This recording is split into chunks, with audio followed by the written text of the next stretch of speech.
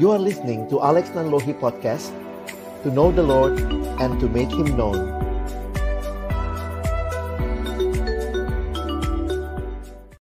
Mari kita berdoa. Bapa di dalam surga, kami datang dalam ucapan syukur malam hari ini.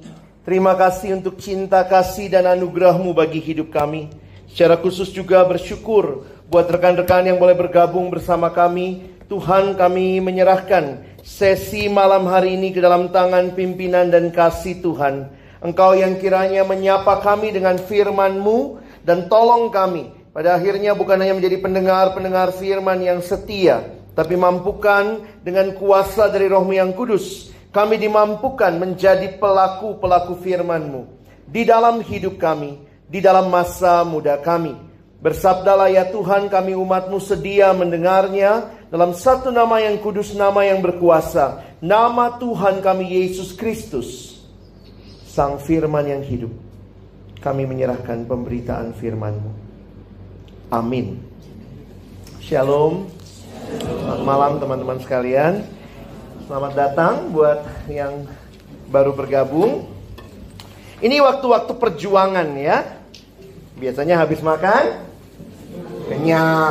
kenyang dulu lalu tertidur begitu ya. Ya, kita akan berjuang bersama. Cuma dua kemungkinan, kalian tertidur apa saya yang tertidur ya. Mari saling menjaga. Yang belum kenal, tadi saya perkenalkan diri, saya Alex Nanlohi. Saat ini saya melayani dalam pelayanan Perkantas di Jakarta, secara khusus melayani di pelayanan siswa. Dan saya bersyukur ya boleh melayani teman-teman di sini.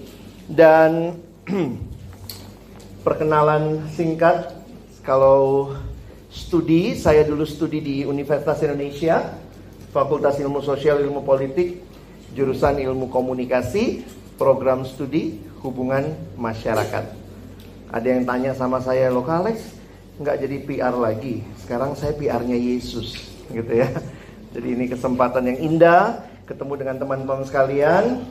Saya pelayanan sejak ini tahun yang ke-21 dalam pelayanan saya. Jadi nggak usah nebak-nebak umurnya ya, hitung-hitung sendiri aja. Setelah saya studi, saya punya beban yang besar untuk di kampus. Saya bertobat waktu saya siswa. Saya Kristen dari kecil, tapi Kristen KTP, Kristen tanpa pertobatan, Kristen tanpa perubahan. Saya tidak mengerti apa artinya kekristenan. Saya anaknya dari dulu kelihatan baik, ya. Saya bisa menipu orang banyak dengan kebaikan yang di luar diri, tapi sebenarnya di dalam diri saya begitu hancur. Jadi ketika saya kenal Yesus kelas 1 SMA melalui pelayanan Perkantas di Makassar, saya bersyukur Tuhan tangkap saya waktu SMA. Saya bertumbuh dalam pelayanan Perkantas waktu saya ada di kampus, dan akhirnya saya pikir beban yang besar yang Tuhan berikan. Jadi saya makanya ditanya mencintai siswa, ya mahasiswa juga, karena saya pernah nikmati dua pelayanan ini. Jadi saya pertama kali jadi staf mahasiswa 4 tahun. Lalu kemudian ada kebutuhan untuk jadi staf siswa, jadi akhirnya saya menjadi staf di pelayanan siswa. Tapi saya pikir ini pelayanan yang luar biasa. Dua-duanya bicara bertemu dengan kaum intelektual yang menjadi masa depan bangsa ini. Seperti tema kita atau logo ini ya, atau moto ini, Student Today, Leader Tomorrow. Saya sedikit mengkritisi sebenarnya, jangan leadernya tomorrow ya, leader start from today ya, dari sekarang. Nanti kalau besok-besok nanti yang tua-tuanya nggak turun-turun ya. Nanti kita belajar untuk mempercayakan pelayanan ini kepada generasi yang lebih muda. Nah itu saya pikir kesempatan yang indah. Saya studi teologi tahun 2004. Saya dapat kesempatan studi lanjut. Setelah pelayanan sekian tahun, saya studi lanjut di teologi bidang misi. Saya kuliah selama kurang lebih 1,5 tahun di Inggris untuk mengambil misiologi. Dan saya kembali melayani di kalangan siswa dan mahasiswa. Baik, itu perkenalan singkat dari saya. Selebihnya bisa sambil ngobrol selama saya ada di sini. Saya akan ikut sampai selesai gitu ya camp kita. Nah, malam hari ini kita akan bicara satu tema yang menarik sekali. Karena apa? Karena kekristenan sangat dikenal dengan Injilnya. Apa artinya Injil? Injil artinya kabar baik, kabar sukacita. Tetapi banyak orang tidak mengerti kabar itu. Bahkan kalau kita bicara penginjilan, apa sih artinya memberitakan Injil? Apakah saya akan bilang, weh, orang ada kabar sukacita loh. Ih, luar biasa loh kabarnya yo. Luar biasa loh. Kabarnya sungguh baik. Ih, baik banget kabarnya, sukacita banget.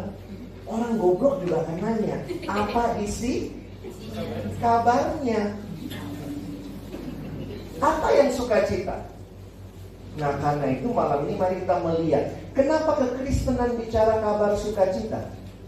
Mungkin untuk saudara bisa mengerti kabar sukacita, saudara harus mengerti dulu kabar duka cita.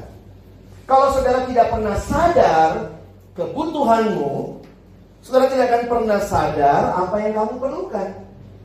Kalau orang tidak pernah ngaku dia sakit, 1000 dokter di depannya, dianggap apa gunanya? Saya nggak sakit kok. Nah, karena itu waktu Alkitab berbicara kabar sukacita, apa yang disampaikan?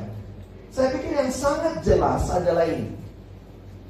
Kita diselamatkan oleh anugerah bukan karena perbuatan baik kita. Banyak agama bicara perbuatan baik. Kristen tidak menolak perbuatan baik. Tapi perbuatan baik bukanlah cara buat selamat. Perbuatan baik bukan syarat supaya selamat. Perbuatan baik dalam kekristenan adalah respon karena sudah selamat. Ini beda sekali. Saya kasih contoh beginilah ya. Misalnya nih, kamu tinggal di rumah. Kamu tinggal sama papa mama, misalnya pas lagi pulang kampung di rumah. Nah, pertanyaan abang begini. Kalian misalnya bangun pagi di rumah, kamu nyapu, kamu ngepel, kamu beresin rumah, mungkin bantu orang tua di rumah. Numpang tanya, kamu lakukan itu supaya jadi anak atau karena kamu anak? Ayo jawab. Ada nggak yang habis nyapu, ngepel, bikin semua, bikin proposal? Bapak, mama, terima saya sebagai anak. Pasti mama, bapakmu kritik anakku.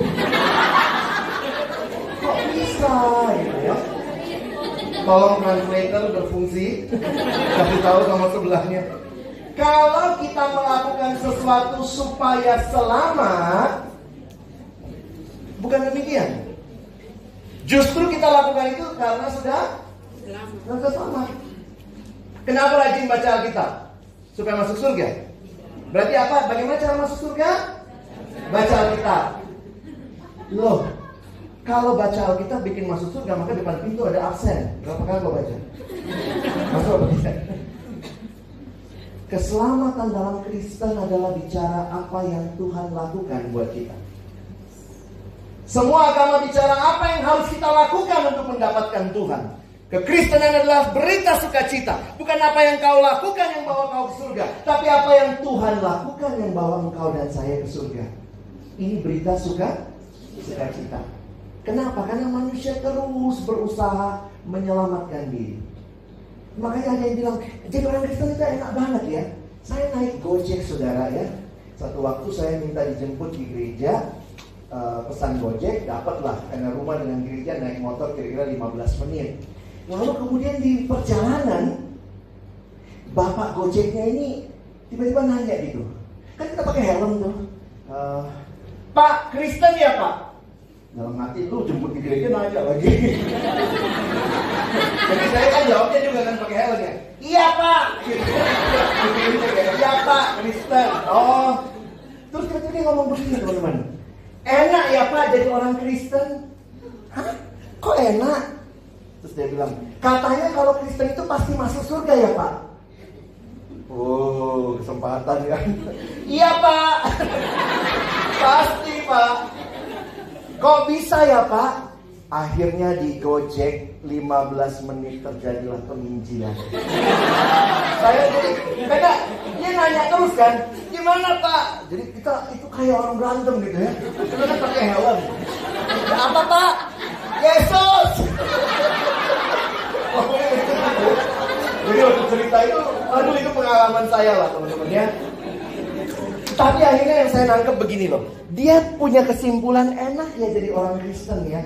Bukan apa yang kita lakukan, tapi apa yang Kristus lakukan. Dan saya bilang itulah Pak, makanya itu namanya berita suka kita. Stop Pak, berusaha untuk selamat. Karena Tuhan sudah lakukan bagi kita. Tapi sesudah kita diselamatkan, maka perbuatan baik jadi respon. Baca Alkitab tidak bikin kita masuk surga. Tapi kalau Yesus sudah bawa kita ke surga, maka kita harus rajin baca Alkitab. Jadi kalau kamu tidak rajin baca Alkitab, pertanyaannya, kamu udah selamat atau belum? Nggak maksudnya? Karena kamu dibilang sudah selamat ketika kamu mau punya relasi dengan Tuhan. Dulu selamat. Jadi jangan dibolak-balik ya. Karena memang begini, dunia itu selalu cara pikirnya terbalik. Dan itu diikuti oleh agama-agama lain. Jadi kalau Kristen itu kita dapatnya mana dulu? Status dulu, baru action. Dunia kebalik. Action dulu supaya dapat status. Coba abang tanya lagi nih. Kalian rajin ke kampus makanya jadi mahasiswa? Atau karena kalian diterima jadi mahasiswa makanya rajin ke kampus? Ya. Coba ulang. Kalian itu rajin ke kampus, actionmu rajin ke kampus supaya jadi mahasiswa, atau karena kamu mahasiswa diterima makanya rajin ke kampus? Kamu rajin ke kampus kan? Jadi ada nggak yang rajin ke kampus tapi bukan mahasiswa? Ada. Satpam.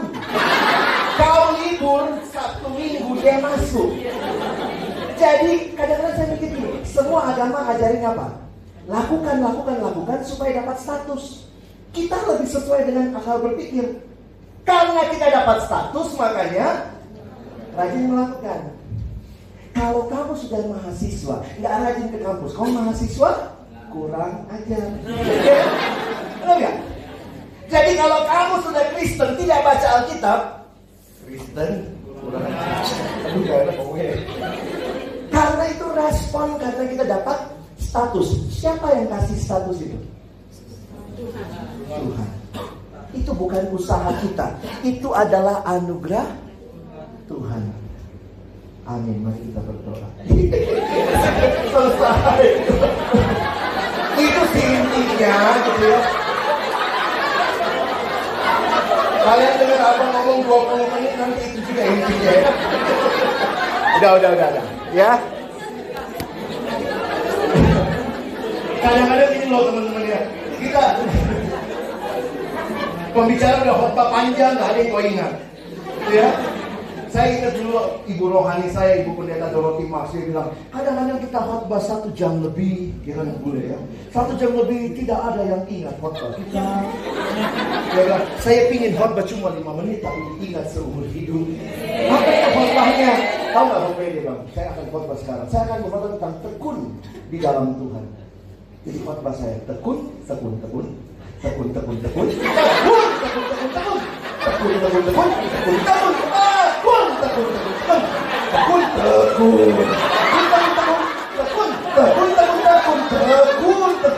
5 menit ya begitu.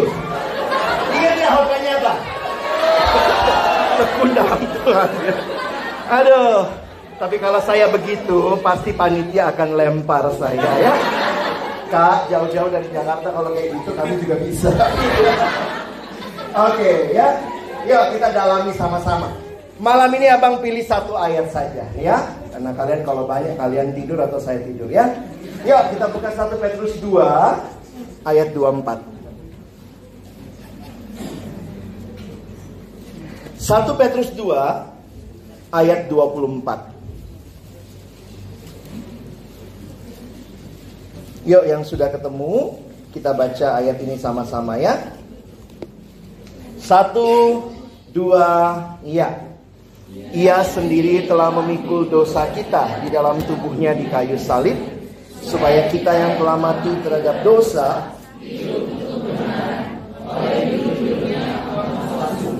Siapa ia di sini?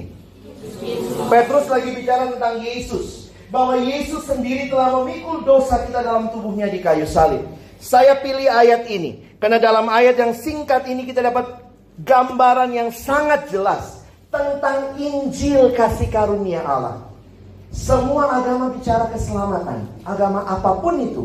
Tapi Kristen bicara keselamatan dari bahaya yang terbesar dan terakhir. Bahaya yang sangat mengerikan akibat dari dosa.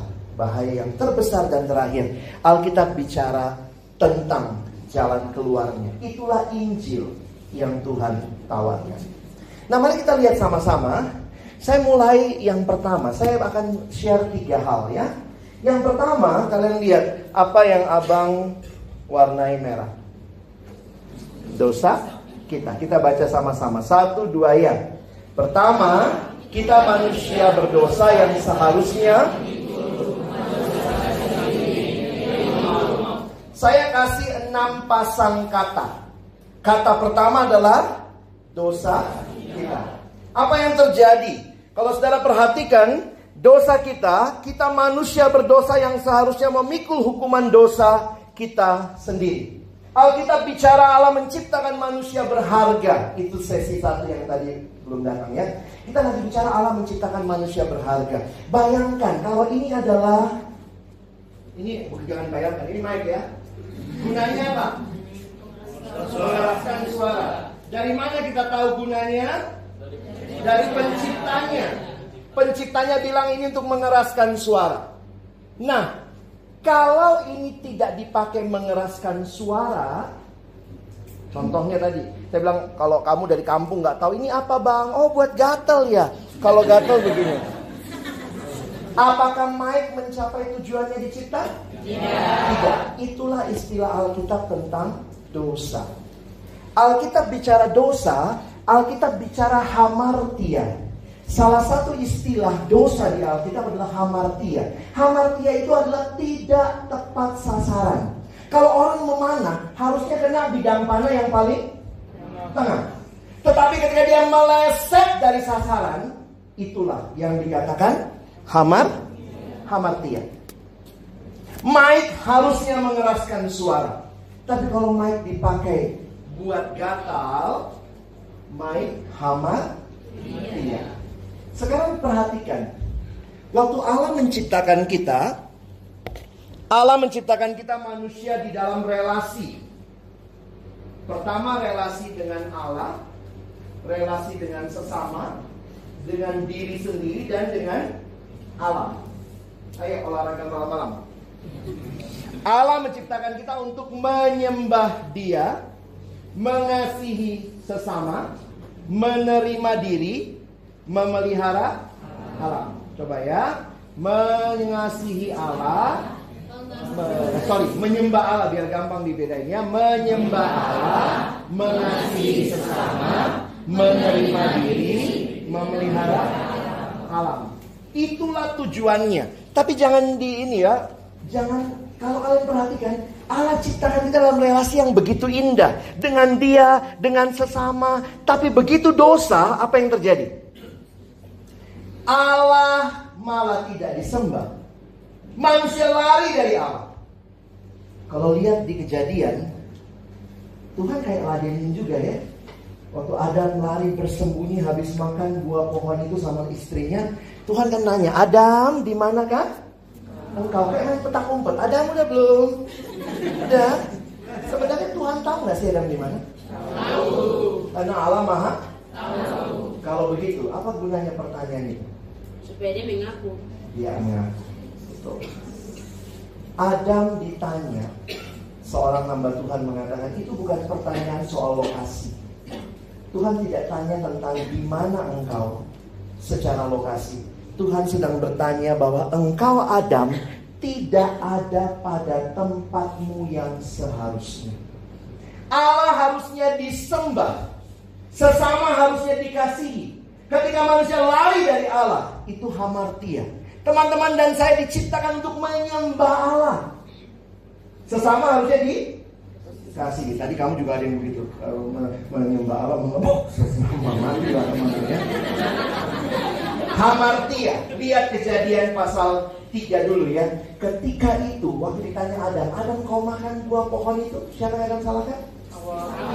Hawa dan Kawan nggak bicara ular loh. Baca Alkitab ayo. Hawa dan Tuhan. Masih ingat kalimatnya Adam? Perempuan yang kau tempatkan di sisiku. Tuhan sih ngasih cewek. No woman, no cry.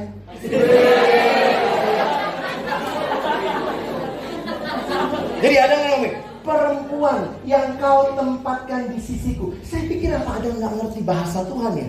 Atau bahasa Indonesia? Coba kalau saya tanya, teman-teman tadi udah makan belum? Jawabnya sudah atau belum? Coba, Adam kau makan buah pohon itu harusnya Adam jawab apa? Iya Tuhan. Tapi gitu ya. Adam kau makan buah pohon itu perempuan. Gimana itu? Coba saya. Dek, kau udah makan tadi. Kak Aris. Jauh logikanya gitu ya. Itulah manusia. Di dalam dosa bukannya mengasihi tetapi malah menyalahkan. Bahkan Kejadian 4 menuliskan seorang abang tega bunuh adiknya sendiri. Ini hamartia. Harusnya sesama dikasihi. Diri sendiri harusnya diapain? Diterima. Tadi kita udah banyak bahas soal penerimaan diri ya. Harusnya kita bersyukur Tuhan. Saya bukan dia. Kenapa kita mau jadi dia? Kadang-kadang begitu. Kenapa cantik banget sih? Tukeran. Lihat yang cantik marah. Lihat yang jelek menghina. Puji Tuhan gak sejelek dia ya. Memang manusia dalam dosa begitu. Dosa itu hamartia, meleset dari Satan. Harusnya sesama dikasihi. Yang jelek harusnya dikasihi. Kadang-kadang saya pikir gini loh, kita itu waktu kita menghina ciptaan, sebenarnya kita menghina pencipta. Waktu teman-teman dan saya sulit menerima diri, itu gambaran hamartia. Alam, ya itu lebih gila lagi. Alam harusnya dipelihara. Manusia itu saking dosa itu bikin kita goblok, benar.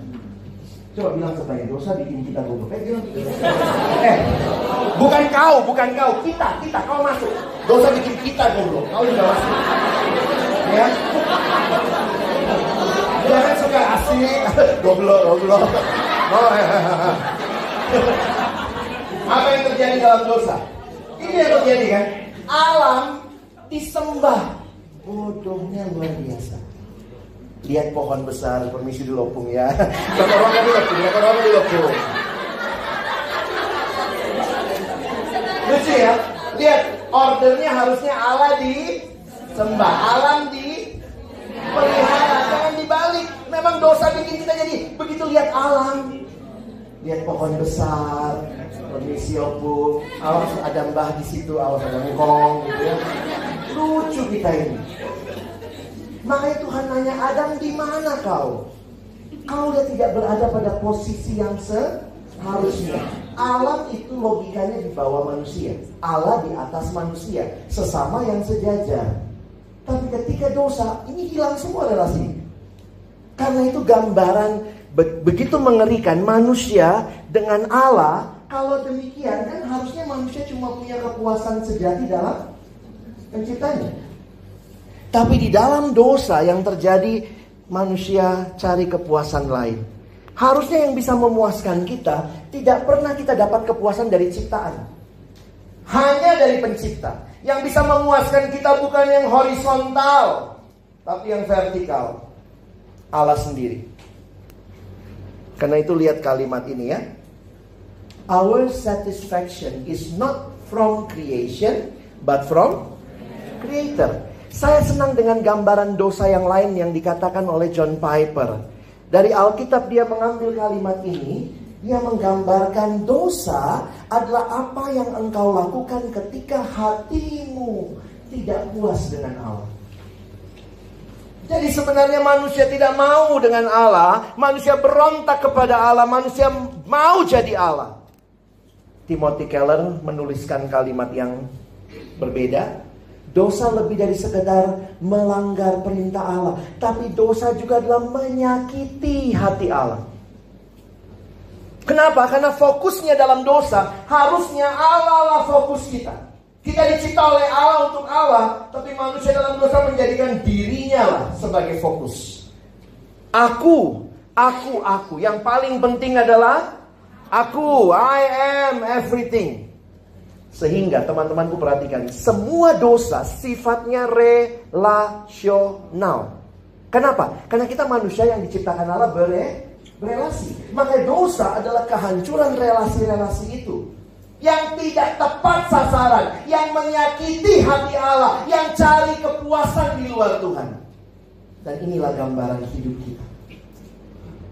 Saya tidak tahu kamu di kuadran berapa. Aku gak pernah ditodong bang, aku yang nodong. Oh, mungkin gitu ya. Gak tahu juga ya. Kenapa manusia lebih memilih apa yang dia pengen? Teman saya bahkan bilang gini, ini almarhum teman saya ya. Dia bilang, nyontek itu menghina Tuhan. Karena gimana logikanya? Orang yang nyontek itu menghina Allah, Lex. Kok bisa? Dia bilang, orang yang nyontek lagi bilang sama Tuhan gini, maaf Tuhan, otak yang kau kasih kurang bagus.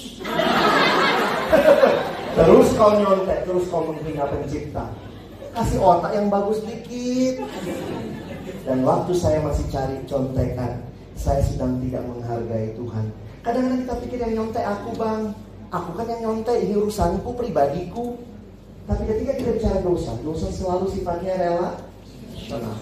Makanya kalau kita perhatikan ya, ini beberapa keterikatan. Manusia menggantikan Allah dengan yang lain. Ada yang terikat dengan ini? Hati-hati ya. Kalian mahasiswa baru, ingatlah tanggung jawabmu. Banyak anak-anak yang mau coba, makanya aduh enak lah, coba ini, coba itu. Hidup bukan sekedar mencoba. Hidup adalah memilih. Ulangi kalimat saya. Hidup bukan sekadar mencoba. Hidup adalah memilih. Pilih apa yang benar.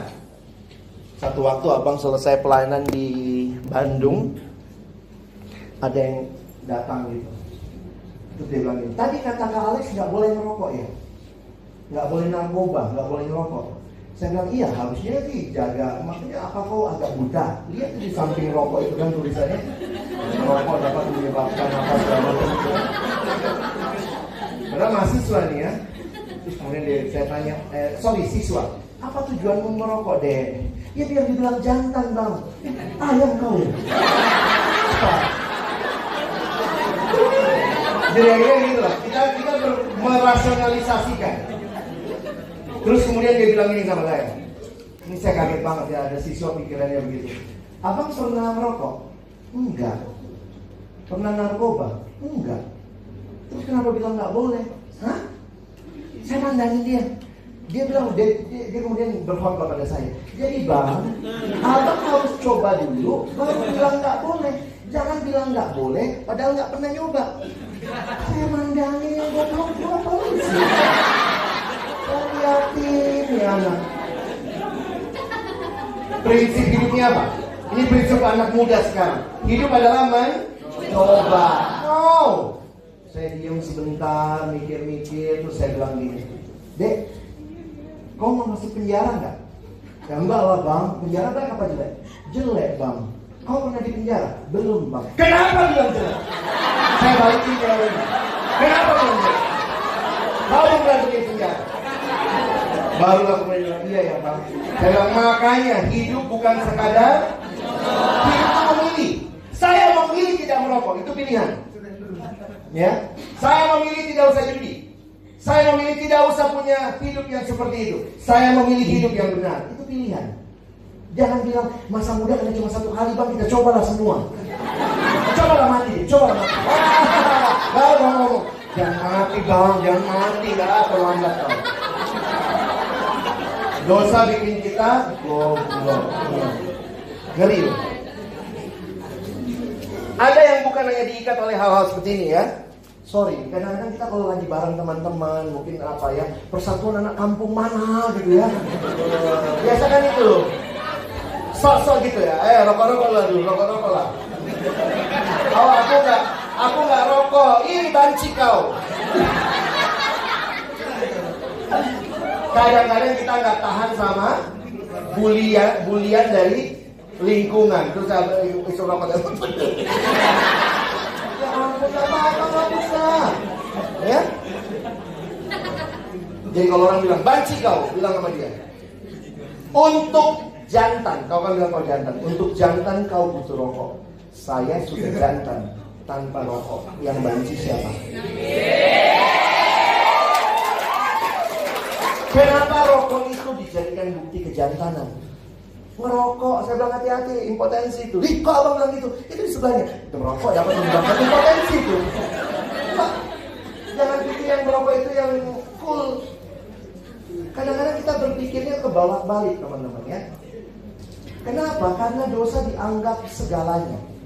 Ada satu anak datang sama saya, Kak Alex tolong doakan, saya jatuh dalam dosa ini ya, dia bilang dia ngerokok sama teman-temannya. Ya udah saya doain. Minggu depan datang lagi, Kak doain lagi, jatuh lagi. Doain lagi.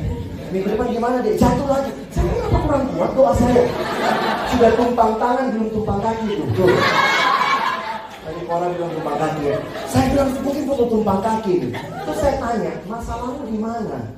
Dia bilang, semua temanku merokok, Bang. Oh itu masalahnya. Sekarang begini, ganti. Semua temanmu nggak ngerokok, terus kau sendiri ngerokok. Siapa yang bilang aneh? Kita itu seringkali karena mayoritas bilang begitu, kita jadi ikut begitu. Kalau begitu tinggalkan teman yang seperti itu. Jangan berpikir teman yang baik itu bukan yang mencelakakan, tapi yang membangun kamu. Saya bicara ini karena kalian ada di masa awal di kampus.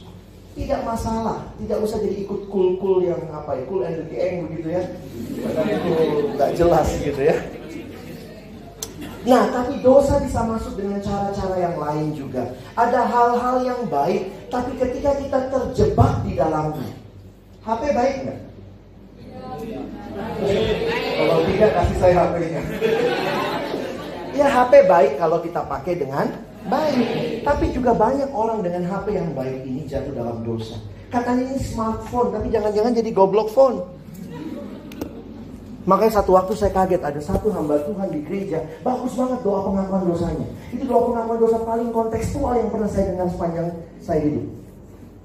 Dia itu anak remaja, dia bilang, mari kita berdoa pengakuan dosa. Tuhan, kami mengaku di hadapan-Mu, kami percaya Kau Allah yang Maha Tahu. Itu berarti Kau tahu segala sesuatu. Itu berarti Tuhan Kau tahu apa isi HP kami, apa isi laptop kami, apa isi flash disk kami. Kalau itu hal-hal yang tidak memuliakan nama-Mu, tolong kami buang.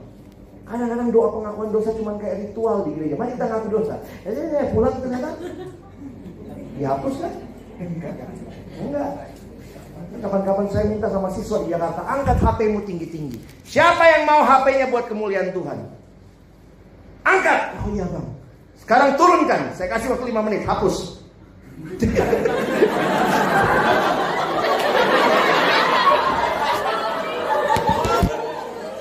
Jangan cuma berani ambil komitmen, aku mau ikut Tuhan. Kakak yang nangis-nangis, ingus meleleh. Saya sudah katakan Tuhan, kita butuh pertobatan, bukan cuma penyesalan. Yang nyesel banyak, tapi yang tobat sedikit. Ada yang dilayani berkali-kali jatuh pornografi, tinggalkan deh, hapus. Aduh Bang, downloadnya lama. Halo. Saya harap nanti di kelompok kalian semua buka HP ya. Hapus. Siap ya?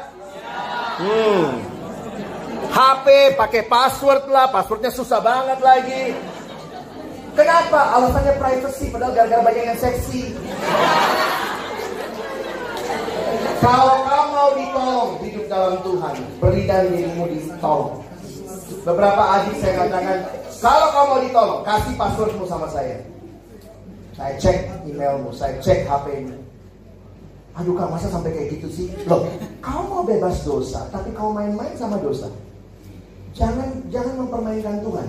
Kalau kau jadi Tuhan, coba bayangkan kalau kau jadi Tuhan. Mau tukeran apa? Jadi Tuhan tuh repot loh. Mintanya banyak tapi gak mau berubah. Kan gila.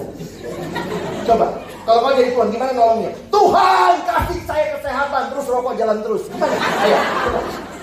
Gimana Tuhan menolong? Tuhan bilang, ya sudahlah, kembalilah padaku. pulang back home. Habis kita nggak serius sih hidup Kristennya. Namanya Kristen salib besar, foto Yesus di mana-mana. Tapi ternyata hidup nggak berubah. Kalau bilang Tuhan saya mau hidup kudus, HP-mu kasih sama Tuhan. Kalau ini yang bikin saya sering jatuh Tuhan, saya mau tinggalkan. Bukan HP-nya, isinya yang nggak kudus. Ya, HP-nya tetap dipakai. Iya dong. Jangan minta Tuhan kasih kekudusan. Wifi kencang dikit, download. Porno, wifi kencang dikit, porno. Kadang-kadang saya pikir makanya rumah persekutuan tidak perlu pakai, tidak selamanya perlu wifi. Kapan-kapan matikan wifi. Kadang-kadang ada ya rumah persekutuan, kenapa dipakai anak-anak download porno Korea? Asik ya. Ini lagi pas, download. Bilangnya KTB tapi jalan di sini ya. Orangnya jalan. Kadang-kadang kita harus jujur. Mau berubah, tinggalkan dosa. Nih, hal-hal belanja boleh nggak? Boleh dong, masa nggak boleh belanja? Tapi kalau belanja terus, wah, bukan nggak boleh juga, nggak punya duit juga kau. Tapi banyak loh, orang mesti addiction sama belanja. Kenapa? Status kita dilihat dari belanja. Terus ini lagi, boleh nggak nonton? Boleh. Langsung boleh. Tapi ini, I'm so tired, but I can stop watching. Opa, oma,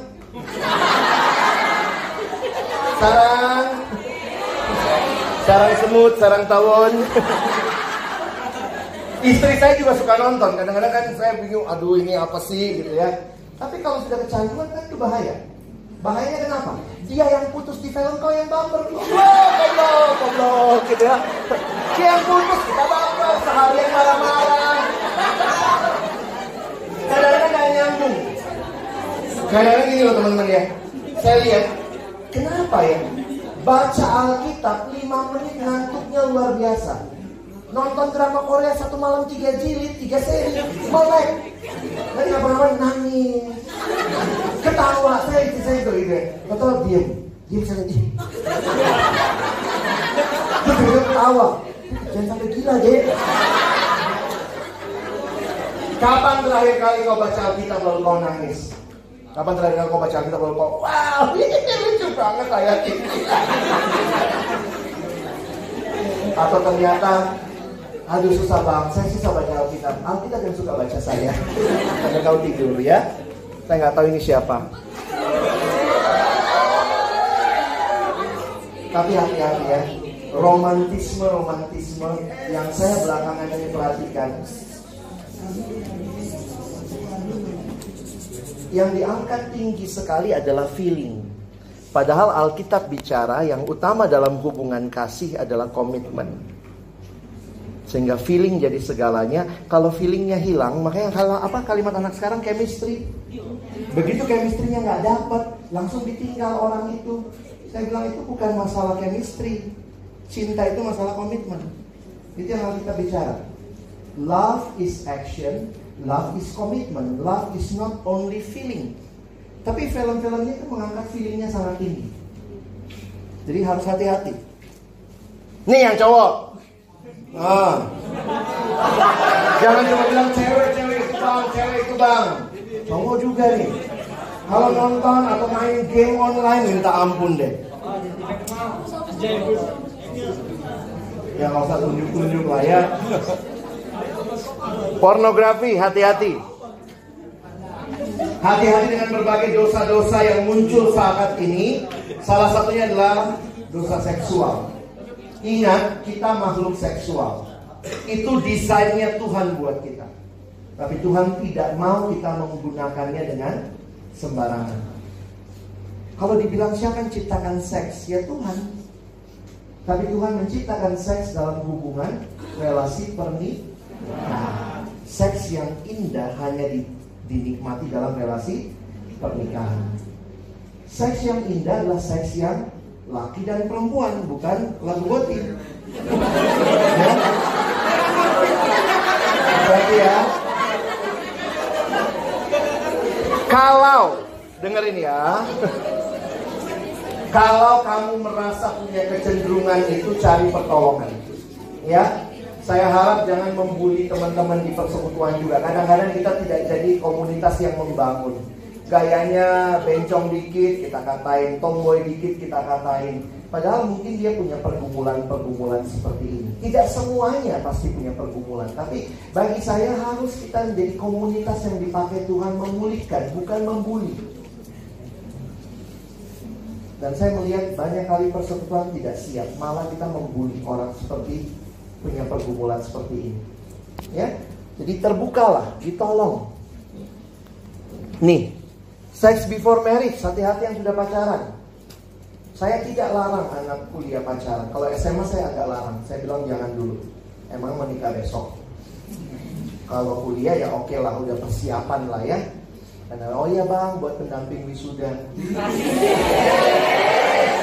Karena kalimatnya gitu, wisuda cuma didampingi orang tua, itu wisuda atau ambil rapor.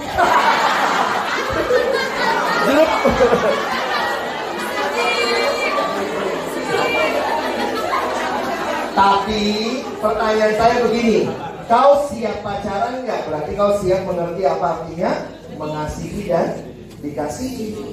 Kalau kita nggak siap, banyak yang begini nih. Sex before marriage. Kalau kau sungguh mencintaiku, ayolah cium-cium aku. Ih, cici. Loh, bener loh. Saya melihat ini kan kayaknya ditawarin banyak banget yang kayaknya batas-batasnya nggak ada lagi. Ya, hati-hati. Jangan buka kado sebelum ulang tahun. Iya. Ya.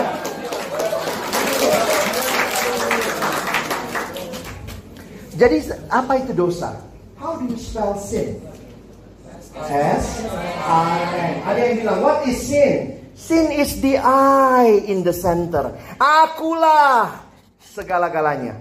Yang paling penting aku puas, aku senang, aku untung, aku aman. Akulah segala-galanya. Bukan lagi Tuhan, bukan lagi sesama. Di dalam dosa, fokusnya adalah diriku.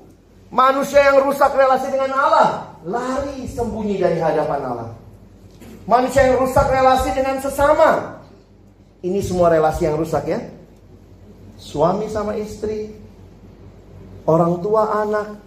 Kalau kerja nanti sama majikan pekerja, dosen mahasiswa, laki-laki perempuan, yang terjadi saling menyalahkan, mengeksploitasi, saling membunuh. Selalu kalau ditanya nggak pernah manusia bilang iya aku. Coba kalau siapa yang salah? Abang. Siapa yang salah? Mama. Siapa yang salah? Bapak. Bukannya aku. Inilah realita manusia dalam dosa. Selalu nunjuknya keluar. Seorang anak remaja datang sama saya lalu cerita, Kak Alex, saya udah gak ngomongan sama mama nih. Berapa lama deh? Ya baru 2 minggu. Hah? Tinggal serumah? Iya. Terus di rumah gimana? Ya begitu kak. Begitu gimana? Kalau mama lewat sana, saya lewat sini. Saya bilang, terus ada bang jajan tiap hari? Gak tahu tuh ada aja di meja. Bagus kok mamamu masih memberikan itu ya. Terus dia nanya sama saya, ini menurut Kak Alex gimana? Saya bilang pulang, minta maaf sama mama. Tapi mama aku begini-begini kak, begini. Jadi gimana kak? Pulang, minta maaf sama mama. Tapi kak, mamaku yang salah duluan, dia kan begini-begini. Jadi gimana kak? Pulang. Saya lihat, tuh lihat apa ya? Sampai terakhir waktu saya, tapi gini kak, saya bilang pulang, minta maaf sama mama. Tapi kak, mama gue cerewet. Dalam hati pantas nurun. Kau bilang mamaku cerewet. Lihat ada 3 yang nunjuk ke sini. Hati-hati. Kita seringkali menyalahkan. Bukan aku yang salah. Dengan diri sendiri. Sulit terima diri. Bandingkan diri dengan orang lain. Minder atau sombong. Dengan alam yang tadi ya. Lucu. Alam disembah. Dan inilah realita manusia dalam dosa. Tidak heran Alkitab mengatakan dosa itu membelenggu. Ada satu kalimat yang saya renungkan. Kalimatnya ini. Dosa menyusup perlahan-lahan. Kita memberontak kepada Allah secara sadar dan perlahan. Terjadinya memang pelan-pelan sehingga kita tidak mengenali dampaknya yang menghancurkan. Ada yang bilang, bang, saya kan belum menikah, ya udahlah porno-porno dikit sekarang. Kalau aku lagi pengen aku masturbasi, nggak apa-apa lah, nggak ada efeknya itu. Kata siapa? Kalau kau pikir itu cuma masalahmu sama dirimu, no. Beberapa orang yang menikmati pornografi dan masturbasi akhirnya sulit ketika pernikahan karena seks itu mutual. Berdua, bukan sendiri. Dan ketika kau membiasakan diri seperti itu, kau tidak punya hormat sama lawanmu atau pasanganmu, kau tidak punya hormat kepada kepuasan dia, yang penting kepuasanmu. Itu berpengaruh. Itu masuknya pelan-pelan, menyusup begitu rupa. Kita pikir mungkin mulailah punya materialisme, merasa kalau saya punya barang itu saya akan dihargai orang. Sehingga ada orang-orang yang memotivasi kuliahnya apa? Dulu keluarga kita direndahkan, kau kuliahlah supaya kita ditinggikan. Apa itu motivasi utama kuliah? Dosa itu masuknya pelan-pelan, melalui konsep, perbuatan, pikiran yang akhirnya membuat kita sulit lagi. Ini kalimatnya, kita kehilangan rasa hormat pada diri sendiri. Kita kehilangan kemampuan untuk berpikir sehat. Jadi goblok tadi. Kemampuan untuk berkata jujur, kemampuan untuk memberi, kemampuan untuk mengasihi, kemampuan untuk hidup kudus. Dan akibatnya tidak pasti, rasa bersalah, kosong, frustasi, keterikatan. Kalau ini faktamu, maka Alkitab mengatakan upah dosa adalah maut. Ada satu hal yang Alkitab nyatakan tentang dosa. Dosa bukan keintiman yang akhirnya membawa kepuasan, tapi hal-hal yang indah tapi dinikmati tidak pada tempatnya, hamartia, meleset dari sasaran. Maka Alkitab mengatakan upahnya adalah maut. Di titik inilah kita melihat ini berita duka cita terbesar seluruh dunia. Karena Alkitab berkata semua manusia berdosa dan kehilangan kemuliaan Allah. Siapa yang berdosa? Semua manusia. Nah, waktu Kristus datang, bagi saya disitulah Injil itu. Ketika dapat gambar ini pertama kali, kalau kalian googling, ini judulnya Peter Drowning, Petrus tenggelam. Jadi yang bikin gambar ini saya senang idenya ya. Jadi itu gambaran, ini yang di luar air itu Yesus. Jangan kau bilang Yesus yang tenggelam ya. Enggak, ini Yesus yang di luar air, nah Petrusnya tenggelam. Jadi ini memberikan satu gambaran. Pertama saya lihat gambar ini, saya nangis teman-teman. Karena saya pikir itulah gambaranku dalam dosa Tuhan. I can do nothing. Hanya karena Tuhan mengulurkan tangannya, mengambil aku dari air yang dalam itu. Manusia tidak dapat menyelamatkan diri. Kalau perbuatan baikku bisa menyelamatkan kita, Yesus tidak perlu datang. Kenapa dia disebut juru selamat? Karena bukan kita yang menyelamatkan diri. Kalau saya bisa menyelamatkan diri, saya juru selamatnya. Kekristenan berkata, no, there is no other savior except Jesus Christ. Karena dialah yang datang. Apa yang dia lakukan, saudara? Dosa itu masalah kita, tapi solusinya dari Allah. Jesus Christ is God's solution. Sehingga kalau kamu mau mencari jawaban untuk kehidupanmu, searching for the answer to life, Jesus, you have found him. Cari di mana itu ya, keyboard S-nya 2 begitu. Demi kepentingan ilustrasi. Saya senang kumpulin gambar, karena gambar ini bicara ya. Kita cari-cari hidup, kita pikir kita hidup, tapi ketika engkau dalam dosa, Alkitab mengatakan kau mati. Saya sekian lama jadi orang Kristen KTP. Saya sampai kelas 3 SMP sudah diminta mengajar sekolah minggu, saking menonjolnya. Tapi ternyata saya masih hidup di dalam dosa. Saya terjebak pornografi dari kelas 5 SD. Dan itu begitu kuat mewarnai pikiran saya. Dan sulit sekali ditinggalkan. Waktu saya terima Yesus kelas 1 SMA, di situlah saya sadar. Munafik kau, Lex. Orang lihat kau baik, kau bisa masuk kuliah di tempat yang kau suka. Masuk SMA di SMA yang terbaik di kotamu. Semua yang di luar kau bisa bangun, tapi Tuhan kenal hatimu. Malam itu saya serahkan diri. Saya terima Yesus. Saya sudah Kristen dari kecil, tapi saya nggak ngerti apa itu terima Yesus. Saya pikir terima Yesus ya sudahlah. Saya kan udah dibaptis waktu kecil, saya udah Kristen. Tapi kekristenan bukan sekedar label, tapi hati yang benar-benar berkata, Tuhan, there is no other savior except you. Yang kedua, ia sendiri. Kita masih di ayat yang sama. Kita baca ya, 1-2 ya. Kristus memikul hukuman dosa kita, yaitu maut, melalui kematiannya. Yang pertama tadi apa? Dosa kita. Yang kedua, salib Yesus. Saya harap kalian ingat, dosa kita begitu mengerikan. Jawabannya Tuhan berikan dalam salib Yesus Kristus. Di mana teman-teman Yesus bilang sudah selesai? Waktu dapat gambar ini siluet hidup Yesus dari lahir sampai mati, bangkit. Di mana Yesus bilang sudah selesai? Di kayu salib. Yesus gak bilang udah selesai di palungan ya. Saya bayangkan kalau Yesus bilang udah selesai di palungan, lalu orang majus itu sama gembala lari semua. Ada anak kecil ngomong udah selesai, lari gitu ya. Yesus tidak bicara sudah selesai. Habis dia kasih makan 5.000 orang, lalu dia bilang sudah selesai. Kalau dia datang cuma untuk kasih makan, selesainya di situ. Kalau dia datang untuk, dia nggak bilang sudah selesai. Habis dia jalan di atas air ya, sudah selesai. Dia tidak datang buat akrobat. Dia bilang sudah selesai di atas kayu salib. Karena di situ dosamu dan dosaku dia selesaikan. It is finished. Karena itu ayat ini sangat berkesan bagi saya. Mungkin kita bacanya berulang kali, tapi saya melihat begini. Kata kuncinya percaya, supaya setiap orang yang percaya kepadanya tidak binasa.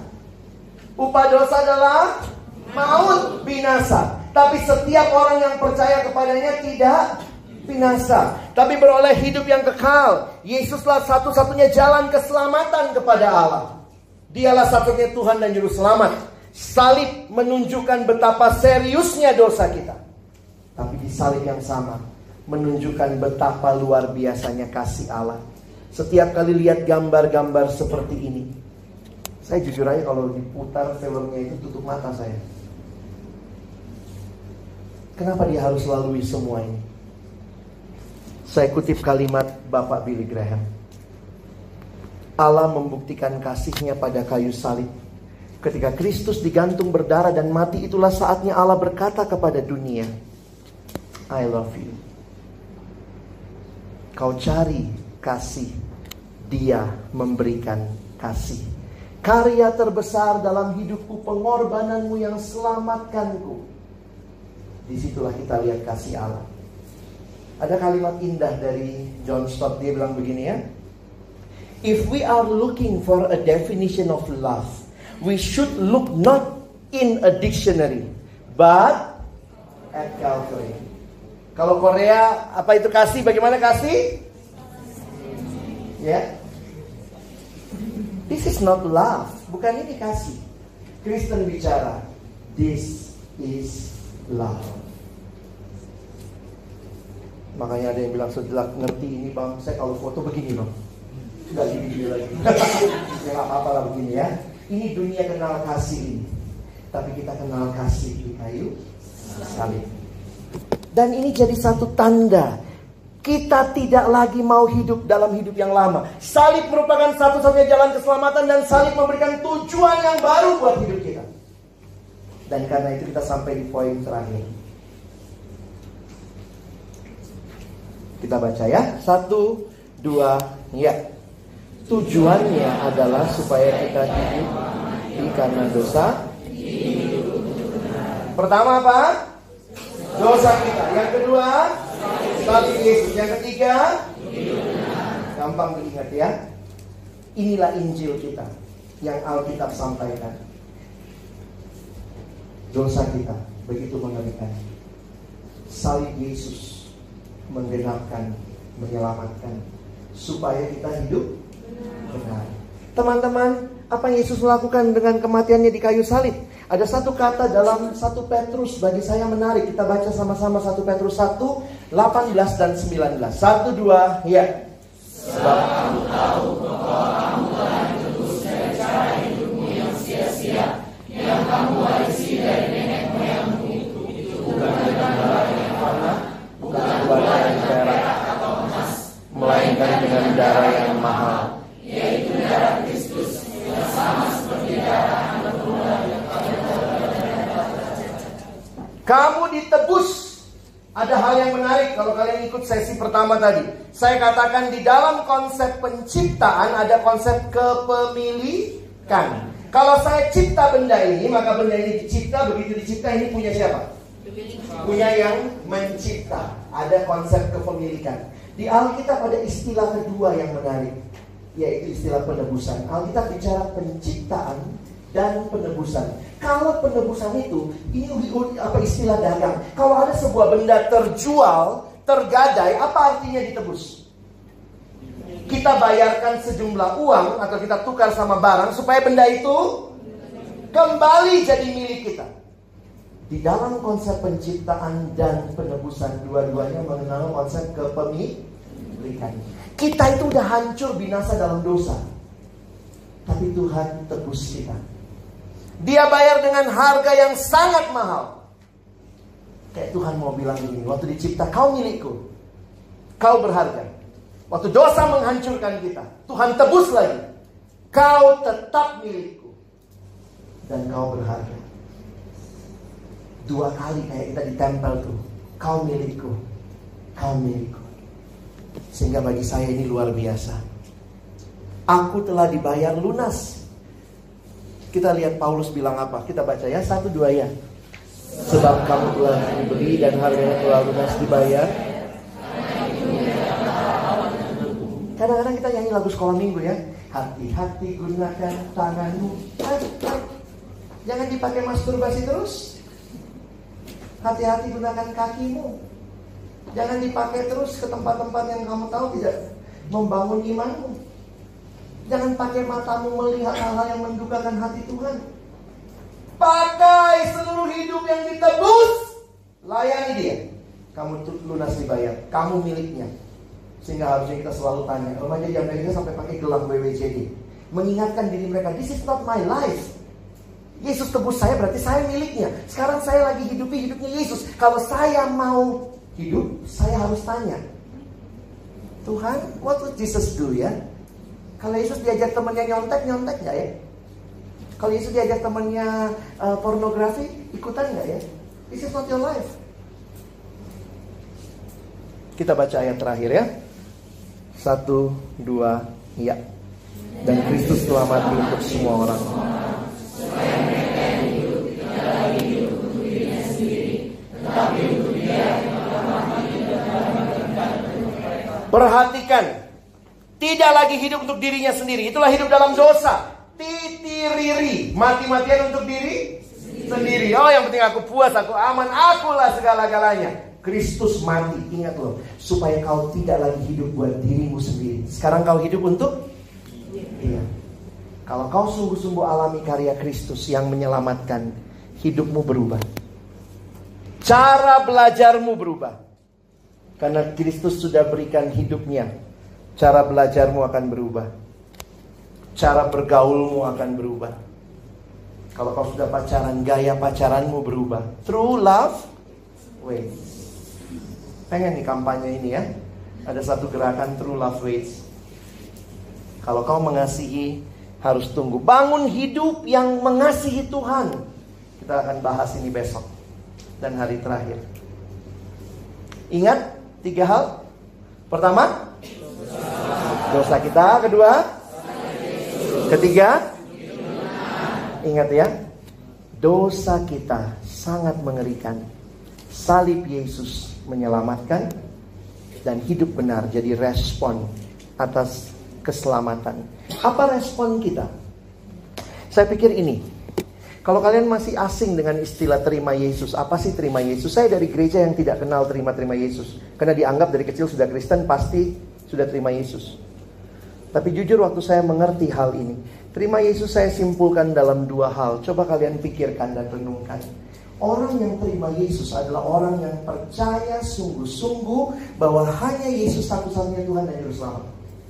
Kadang-kadang ada orang-orang berkata sudah terima Yesus, tapi ternyata masih ke dukun, masih main-main dengan hal-hal yang tidak benar. Siapa Tuhanmu? Yesus sungguh-sungguh gak? Makanya kalau kau cuma Kristen tradisi, saya ragukan kau belum tentu sudah terima Yesus. Saya ketika 1 SMA ditantang terima Yesus, saya pikir saya dari kecil Kristen kok.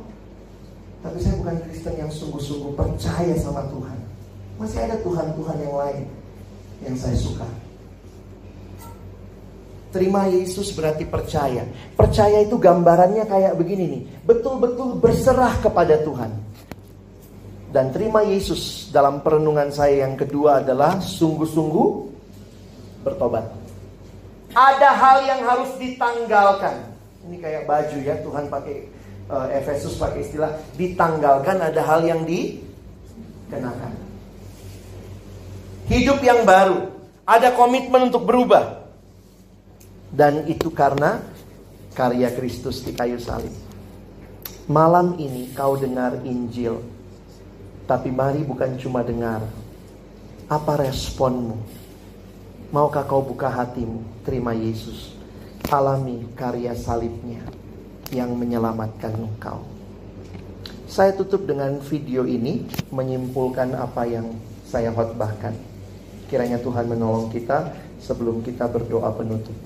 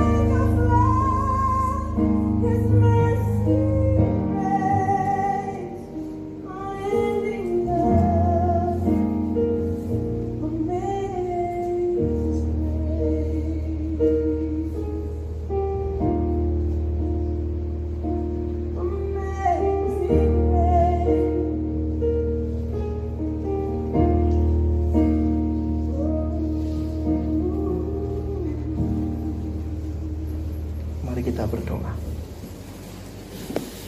Saya minta pemusik boleh maju ke depan dengan lembut.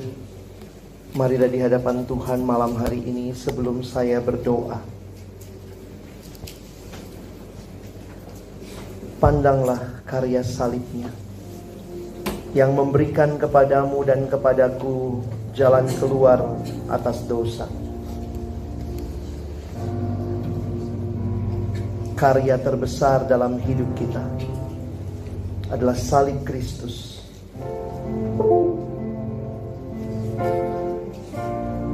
Supaya engkau dan saya boleh hidup benar. Saya tidak tahu apa yang jadi pergumulan dosamu hari ini. Tapi pertanyaannya, sudahkah engkau sungguh-sungguh datang kepada Tuhan? Dan hari ini berkata, Tuhan, terima kasih buat karyamu bagi hidupku.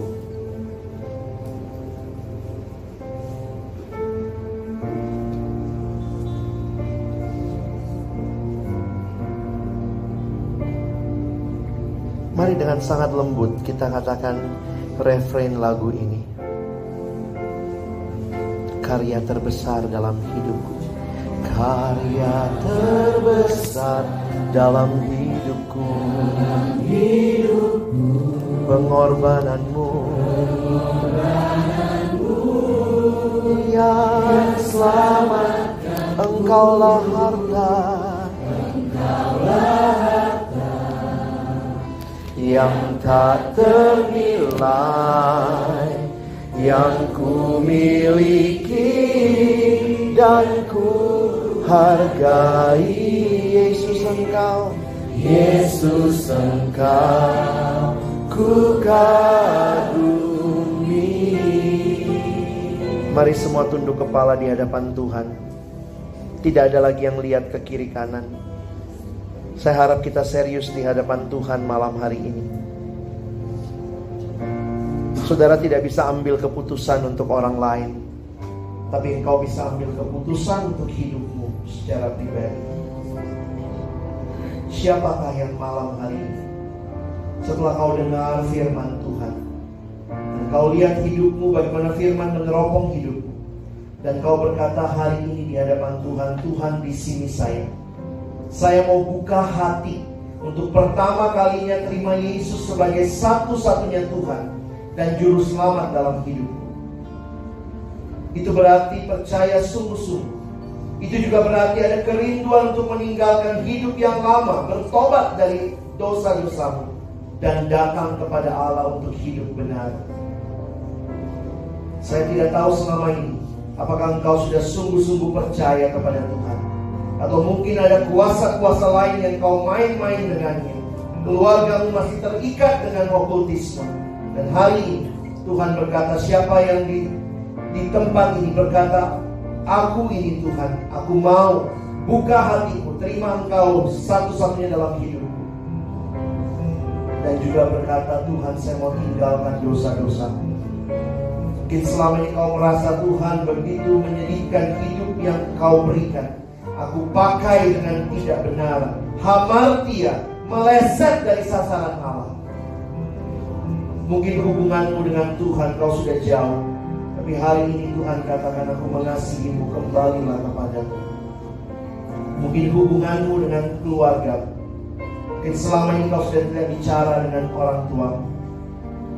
Kau merasa kecewa dengan mereka, kau sedih, kau melihat tidak ada harapan, kau komplain kenapa mereka keluargaku. Tuhan, ada kepahitan yang kau biarkan ada di hatimu. Tapi hari ini Tuhan berkata, aku mengasihimu, aku mau kau keluar dari kepahitan itu, jadi berkat bagi keluargamu. Mungkinkah ada teman-temanku yang hari ini berkata, di sini saya Tuhan, saya mau buka hati terima Yesus untuk pertama kali. Mungkin kau persis seperti saya, dari kecil sudah Kristen, tapi kau main-main dengan hidup Kristenmu. Kau tidak mengerti sungguh-sungguh, kau menikmati dosa, kau kelihatan baik di luar, tapi hatimu yang terdalam Tuhan yang tahu. Malam ini di hadapan Tuhan sebagai hambanya, saya bertanya pertanyaan ini. Siapa yang berkata, di sini saya Tuhan, saya mau buka hati terima Engkau untuk pertama kali. Jika ada adik-adikku yang mau ambil keputusan ini, angkat tanganmu sebentar, abang mau doakan keputusanmu. Apakah ada? Angkat tanganmu. Puji Tuhan. Puji Tuhan. Ada lagi yang berkata, Tuhan di sini saya tidak mau tinggal lebih lama dalam dosa. Saya tidak mau hidup mendukakan hati Tuhan. Ada lagi yang berkata, di sini saya Tuhan. Angkat tanganmu. Puji Tuhan, masih ada. Puji Tuhan. Ada lagi. Tangan diturunkan. Mari kita semua berdiri di hadapan Tuhan. Kita taruh tangan kanan kita di dada kita. Kita naikkan refrain lagu ini sebagai pengakuan kita di hadapan Tuhan. Karya terbesar dalam hidupku, pengorbananmu, yang selamat. Engkaulah harta, Engkaulah harta yang tak ternilai, yang ku miliki dan ku hargai. Yesus Engkau, Yesus Engkau ku kagumi. Karya terbesar dalam hidupku, karya terbesar dalam hidupku, pengorbananmu yang selamatkanku. Engkaulah harta yang tak ternilai, yang ku miliki dan ku hargai. Yesus, Engkau ku kagumi. Yang pria katakan karya terbesar dalam hidupku, karya terbesar. Yang wanita berdoa di hadapan Tuhan, bersyukur untuk karyanya yang agung bagi hidupku. Dia yang selamatkanku.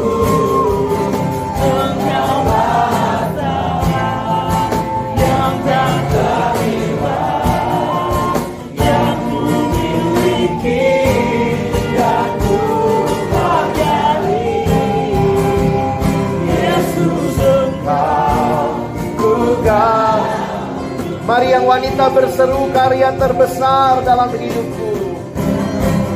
Karya terbesar dalam hidupku, pengorbananmu yang terima kasih Tuhan.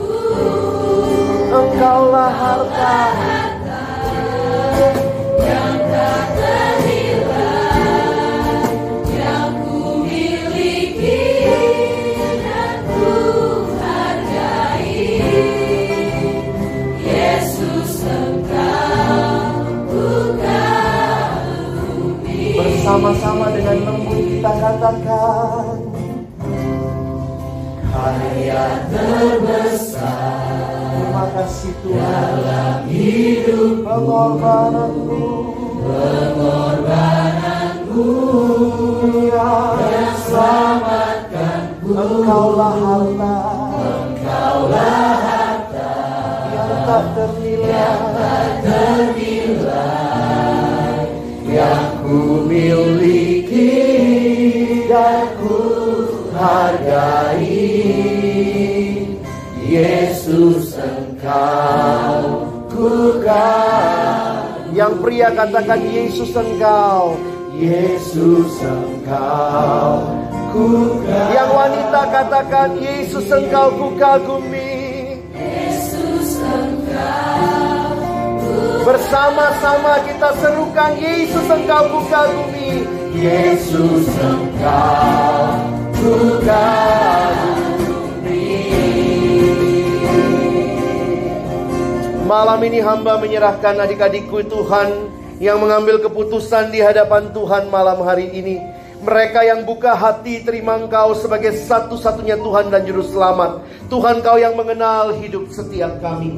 Tuhan yang mengenal apa yang selama ini kami yakini dan percayai. Mungkin Engkau bukan satu-satunya selama ini dalam hidup kami, tapi malam ini Tuhan terima kasih untuk setiap tangan yang terangkat, untuk setiap hati yang terbuka, yang berkata Tuhan hanya Engkaulah yang aku percayai dan yakini mulai hari ini. Tidak ada hal-hal yang lain Tuhan. Aku mau buang jika ada berhala-berhala yang masih mengikat hatiku, mengikat hidupku. Dan berdoa biarlah Tuhan malam hari ini ada kelepasan yang daripada Tuhan. Hamba menyerahkan adik-adikku yang berkata malam ini mau meninggalkan dosa-dosa mereka. Kalau selama ini mereka sadar mereka hidup bagi dirinya sendiri, hidup untuk hawa nafsu mereka. Tuhan malam ini biarlah ada hidup yang kudus yang kami persembahkan kepadamu. Tuhan, kami tidak sanggup dengan kekuatan kami, tapi Kau berjanji Kau memberikan Roh yang kudus yang diam dalam hati setiap kami yang percaya. Roh yang kudus itu akan memimpin kami hidup makin hari makin kudus. Hamba berdoa bagi adik-adikku yang punya kerinduan untuk hidup bagi Allah. Hamba menyerahkan biarlah sungguh-sungguh malam hari ini bukan hanya ada tangisan pertobatan, tapi sungguh-sungguh ada kehidupan yang mengalami transformasi. Karena kuasa Allah yang maha tinggi hadir dan memberikan kelepasan itu kepada kami. Terima kasih Tuhan. Mungkin ada dosa-dosa yang begitu kami cinta, sulit kami lepas. Tapi malam ini biarlah kami dikuasai oleh kasih Kristus. Dan kami mau berkata tidak kepada dosa. Kami hanya mau berkata ya kepada kehendak-Mu ya Tuhan. Hamba berdoa menyerahkan adik-adikku malam hari ini. Ini hidup kami Tuhan. Pakai bagi kemuliaan-Mu. Dengan lembut kita katakan, karya terbesar dalam hidupku. Terima kasih pengorbanan-Mu yang selamatkanku. Engkaulah harta yang tak ternilai, yang ku miliki, dan ku hargai. Yesus, Engkau ku kagumi. Terima kasih banyak Tuhan untuk karya-Mu yang besar dalam hidup kami. Terima kasih Tuhan. Tolong kami menjadi orang-orang yang meresponi karya-Mu itu dengan melakukan hal-hal yang menyenangkan hati-Mu. Kami mau hidup bukan mempermalukan Tuhan. Kami mau pulang dan hidup mempermuliakan Tuhan. Dalam nama Tuhan Yesus yang mengasihi kami, yang menyelamatkan kami, kami sudah berdoa. Amin. Boleh duduk teman-teman dan ambil saat teduh. Biarlah menjadi kesempatan kalian tenang di hadapan Tuhan.